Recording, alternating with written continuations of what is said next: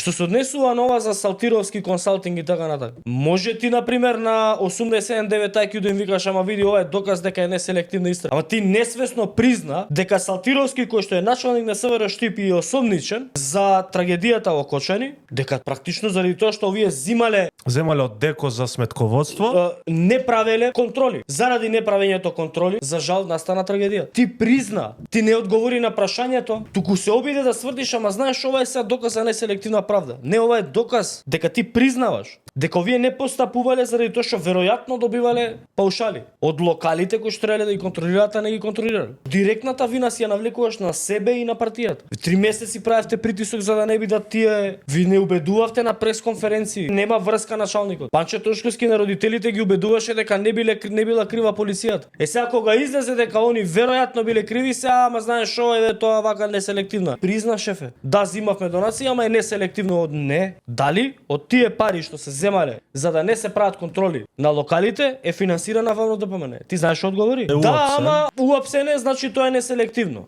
Не, тоа значи дека сте се финансирале партијата со пари за да не се влегува по дискотеките и по локалите и стигнавме до ваква ситуација. Тоа ти го признаве господин Мискуси.